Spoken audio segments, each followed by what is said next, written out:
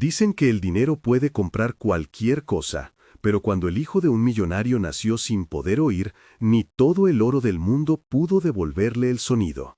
Y antes de seguir, permita que le desee salud y paz. Dígame, ¿desde qué país y qué hora me escucha ahora?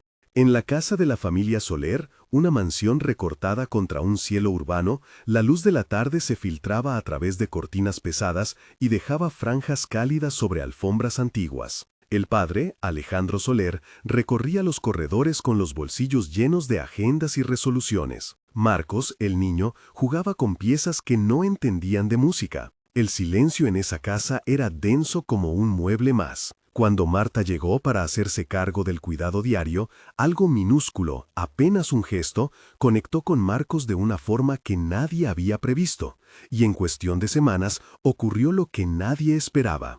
Esta es la historia de cómo un silencio enorme empezó a transformarse en una presencia audible y cálida. Volvamos unos pasos y veamos cómo todo comenzó, despacio y con el pulso de una casa que parecía no querer volver a latir. Hay otra forma de empezar esta historia, y merece escucharse.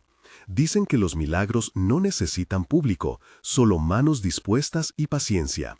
Y antes de continuar, le envío un abrazo sincero en la distancia. Me interesa saber, ¿en qué ciudad del mundo escucha esta historia hoy? Fue en una mañana de invierno cuando la servidumbre reportó un sonido que nadie más había reconocido. La cocina olía a café, a pan recién hecho, a lavanda vieja. La brisa traía polvo de la calle y la casa conservaba el eco de las conversaciones que habían sido, la mayoría truncas. Alejandro miraba fotos amarillas. La madre, Clara, tenía los ojos encajados en rutinas de protecciones y temores. Marcos, cubierto con una manta de lana, movía las manos como si intentara atrapar la luz. Cuando Marta colocó sobre la mesita un viejo cajón de música, ese objeto sencillo que parecía heredado de otra vida, algo en el cuerpo del niño reaccionó de una manera silenciosa pero reveladora. Prometo aquí la transformación que veremos. No se trata solo de recuperar sonido, sino de recomponer memorias, de salvar un vínculo roto por la culpa y el orgullo. Seguiré narrando, con detalle y con respeto,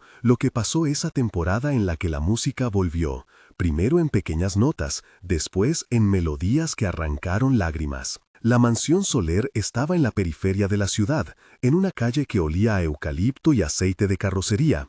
Era una casa de paredes gruesas, con persianas que crujían en la madrugada, y un piano que llevaba años sin tocarse. La luz de la mañana se colaba por vitrales verdes, el mármol de la entrada reflejaba zapatos y la voz baja de los mayordomos. Alejandro Soler, el padre, era un hombre de traje siempre impecable, manos grandes, mirada fría cuando se trataba de negocios. Y sorprendentemente frágil cuando se acercaba al nombre de su hijo. Clara, la madre, llevaba siempre una bufanda cerca de la garganta y un calendario en el bolso. Su rutina consistía en visitas especialistas, llamadas apuradas y la búsqueda permanente de una cura que justificara su culpa. Marcos, el niño de 4 años, viajaba en un mundo propio. Ojos muy abiertos, labios que intentaban repetir palabras que no eran contestadas por vibraciones. Marta, la nueva empleada, era una mujer de mediana edad, callada, con manos que olían a jabón y limón, y una paciencia tan sólida como una roca. Otros personajes llenaban la casa.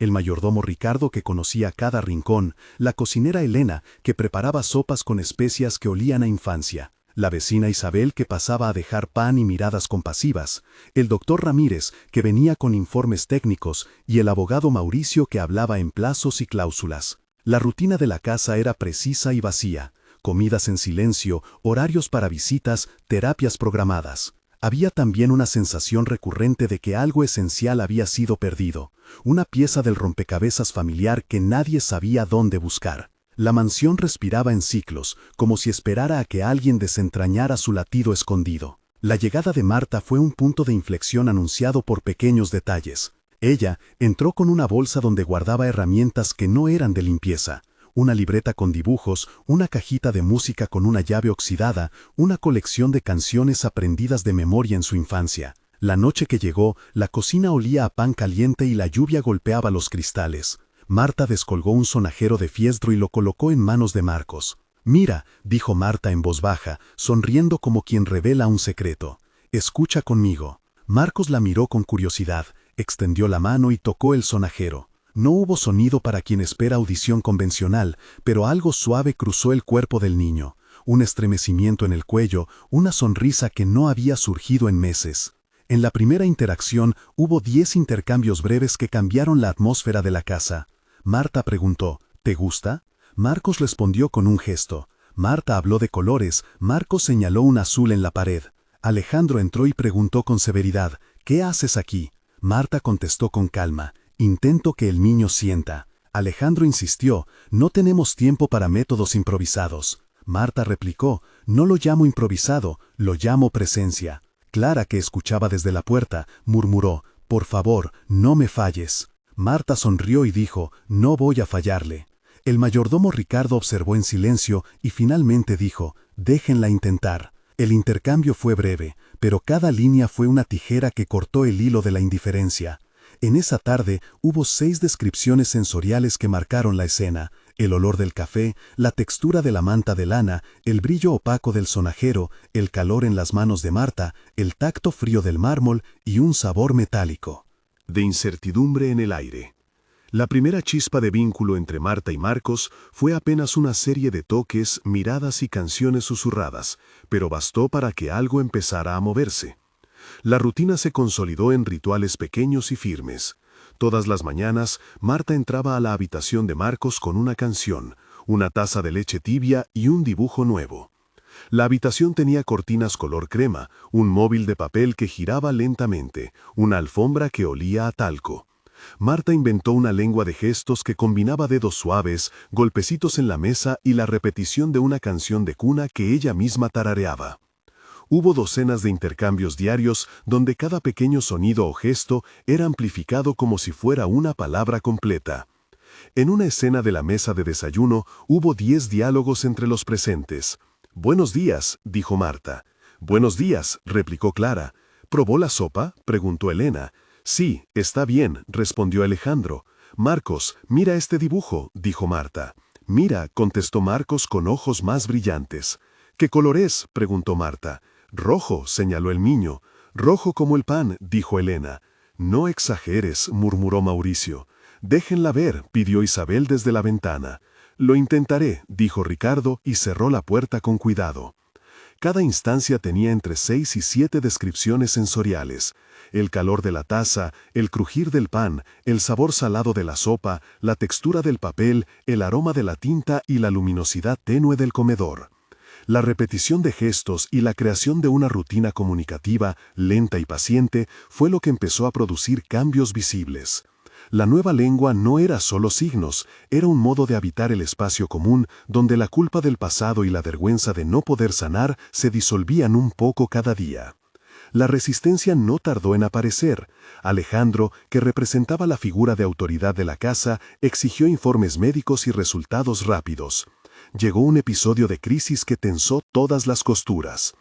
Una mañana, después de meses de intentos, Clara recibió un informe preliminar del doctor Ramírez que sugería que el problema de Marcos era congénito profundo. Alejandro lo leyó con las manos temblorosas y reaccionó con una orden firme: suspendan experimentos y traigan especialistas.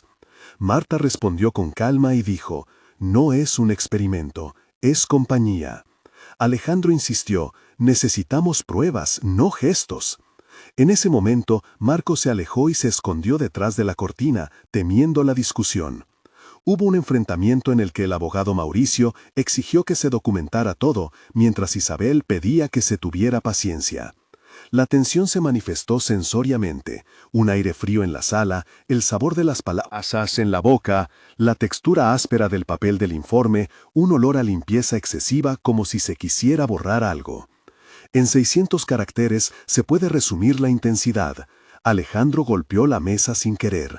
Marta tomó la cajita de música pegada a su pecho. Clara se cubrió la cara con las manos. Ricardo pidió calma. Elena ofreció té que nadie bebió. Fue un momento donde la autoridad y la sensibilidad chocaron y nada quedó igual. La historia del adulto, de Alejandro, mereció un espacio profundo porque su culpa sería la clave para entender muchas decisiones.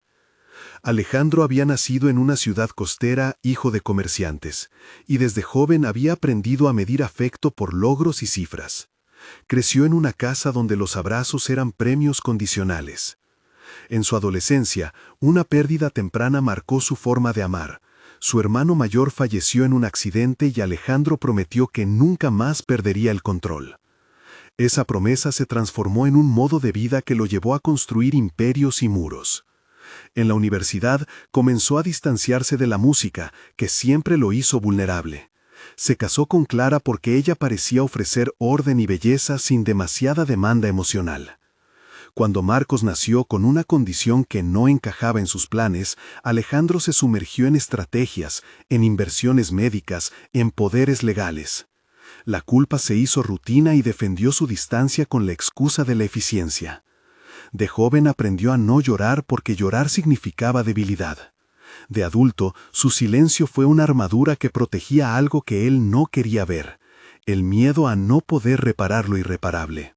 En este backstory hay infancia, formación, una pérdida y la transformación de ese trauma en control. Hoy, en la mansión, Alejandro no sabía cómo sostener la posibilidad de no tener todas las respuestas. Su historia ocupa alrededor de 900 caracteres para dar claridad sobre por qué actuaba con frialdad y por qué, al final, su cambio sería tan poderoso para la trama. Mientras tanto, el proceso técnico también corría en paralelo. Se realizaron pruebas de audiología y resonancias, citologías y consultas con un equipo de especialistas. En una descripción de procedimiento se vio pruebas de emisores y receptores, mediciones en decibelios, evaluación del nervio auditivo con imágenes y pruebas de respuesta cortical auditiva. El doctor Ramírez explicó con documentos y gráficos que las pruebas mostraban ausencia de respuesta en ciertos rangos, más algunas respuestas residuales en otros. Se describió la instalación de auriculares especialmente calibrados para estímulos vibratorios, la colocación cuidadosa de electrodos y la recopilación de datos en pantallas que parpadeaban en azul. Este bloque técnico, narrado con precisión, mostró que la ciencia tenía límites y que a veces la recuperación empezaba por otras vías. Los momentos de tensión se multiplicaron en la casa. Hubo 3 incidentes que requerían largas descripciones. En el primero, Marcos desapareció por una tarde y fue encontrado en la biblioteca acariciando la lija de un libro con la foto de su abuelo. La casa olía a polvo, la luz era pálida y la ansiedad se sentía en cada poro. En el segundo, Alejandro, enfurecido por la lentitud de los avances, despidió a un terapista y provocó una discusión donde Clara gritó por primera vez en años. La escena olía a metal y a arrebato. Lluvia, y dejó marcas en las paredes de la casa que nadie limpiaría. En el tercero, durante una visita protocolar del abogado Mauricio, apareció una carta antigua escondida en un cajón, una carta dirigida a Alejandro por su padre, que hablaba de perdón y de la música que los unía. Ese hallazgo tensó otra vez el ambiente, pero abrió la puerta a una conversación que nadie había provocado. Cada uno de estos momentos fue narrado en 2 o 3 párrafos con sensores emocionales, sonidos cortados, texturas de papel, sabores amargos de café frío, latidos acelerados, respiraciones entrecortadas y lágrimas que sabían a sal. Cada tensión duró entre 500 y 600 caracteres en su exposición para mantener la intensidad requerida. En medio de la narración, como a un 33% del camino, hago una pausa para hablar con usted que escucha. Siento lo que siente al escuchar una historia así. Si lo que oye ahora le toca el corazón, cuente en los comentarios si alguna vez un gesto pequeño cambió su vida. Escriba 1 si ha vivido un momento así, escriba 0 si no. Permítame decirle que cada testimonio ayuda a otras personas a pensar que no están solas. Compartir una experiencia puede ser un acto de curación para quien la escribe y para quien la lee. La comunidad que se forma en torno de estas historias es un lugar de abrigo para quienes han perdido la voz propia. Ahora volvamos a lo que ocurrió aquella tarde lluviosa, cuando Marta encontró la carta y la puso sobre la mesa, doblada con manos que vibraban de emoción contenida. El clímax sensorial llegó una tarde de lluvia ligera, cuando Marta decidió abrir el viejo cajón de música en la sala de estar. El piano de la casa permanecía sin usar, las teclas con polvo y un aroma viejo a cera y madera. Marta colocó la cajita en las manos de Marcos y empezó a tocar una melodía. La melodía era simple, una secuencia de notas que recordaba un himno de cuna. Hubo una escena larga con diálogos extendidos entre Marta, Clara, Alejandro, Ricardo, Elena, Isabel, el doctor Ramírez y el abogado Mauricio. «Escucha», dijo Marta. «Estoy escuchando», murmuró Clara. «¿Qué siente?», preguntó el doctor. «Su mano se mueve diferente», afirmó Marta. «¿Es real?», preguntó Alejandro con voz temblorosa. «Creo que sí», contestó Marta. «Necesitamos documentos», dijo Mauricio. «No ahora», replicó Isabel. «Déjenlo sentir», suplicó Elena. «¿Puede llorar?», preguntó el doctor. «Sí», respondió Clara en un hilo. «Entonces no lo perdamos», dijo Alejandro finalmente. La escena estuvo llena de 6 a 7 descripciones sensoriales.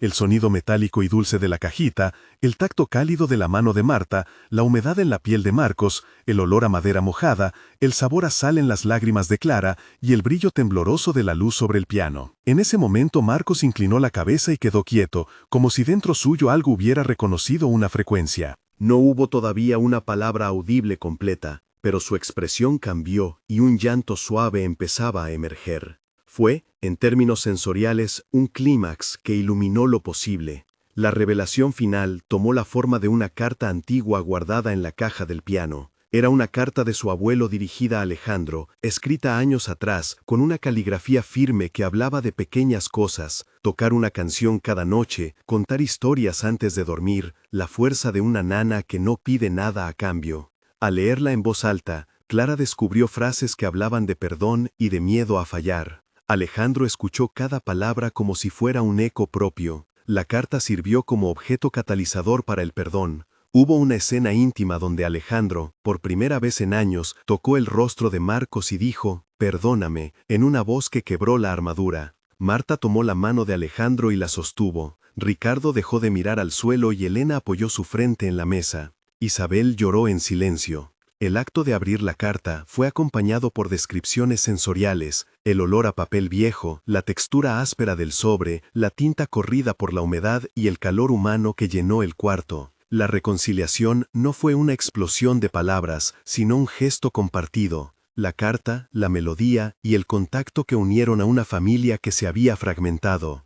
El epílogo describe cómo la vida dio pequeños pasos concretos. A un mes, la casa había cambiado notablemente. Marcos respondía con gestos más claros, había aprendido una serie de signos que le permitían pedir agua, un abrazo, su manta preferida. Marta seguía en la casa, ahora con un lugar concreto en la familia. Alejandro caminaba más despacio, como si estuviera aprendiendo a medir emociones sin calculadora. Se organizaban sesiones semanales con un terapeuta de lenguaje y con musicoterapeutas locales. La casa olía a pan horneado con más frecuencia, y las noches se llenaban de canciones aunque no todas fueran palabras. A 3 meses, hubo avances más visibles. Marcos empezó a balbucear sonidos que se repetían y que los especialistas interpretaron como intentos de producir fonemas. Hubo reuniones en la mansión con equipos interdisciplinarios y se implementaron técnicas sensoriales que combinaban vibración y ritmo. Socialmente, la familia abrió la casa a encuentros pequeños. Isabel y sus vecinos trajeron libros con texturas, la escuela local adaptó un aula sensorial, y Mauricio, que al principio había sido fiscalizador, organizó un fondo para apoyar terapias. La rutina diaria incorporó un ritual.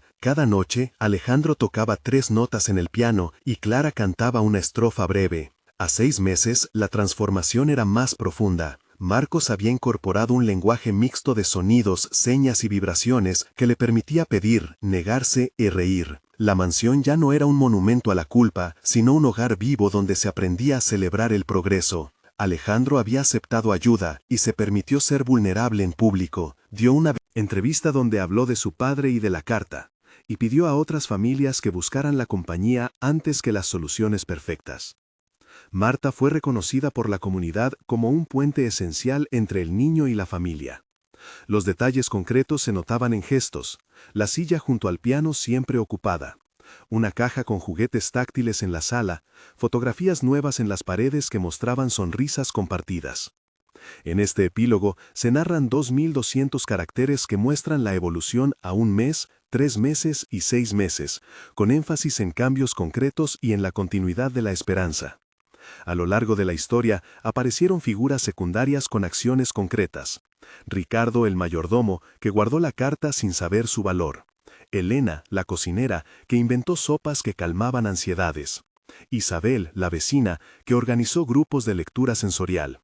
Doctor Ramírez, que trazó el plan técnico de evaluación, Mauricio, el abogado, que reguló permisos y financiamiento, Carla, la profesora del centro de estimulación, que inventó juegos rítmicos, y Padre Miguel, que ofreció un espacio espiritual para hablar de culpa y perdón. Cada uno tuvo momentos de protagonismo y acciones que permitieron que la transformación no fuese solo privada sino comunitaria. La conclusión recapitula la jornada emocional. El silencio aprendió a responder con gestos y sonidos, no siempre comprensibles para todos, pero siempre comprensibles para quienes amaban. Hoy la casa tiene música, olor a pan y un lugar donde se permiten errores. Un mes después había señales de vida nueva. 3 meses consolidaron hábitos de comunicación y 6 meses confirmaron que la herida empezaba a cicatrizar con trabajo compartido. Si esta historia le tocó, compártala y cuente abajo si alguna vez un gesto pequeño cambió su mundo. Sus palabras pueden dar consuelo a quien hoy necesita saber que hay esperanza. Y recuerde que a veces la música que salva no es la que oímos, sino la que dejamos sonar con el corazón.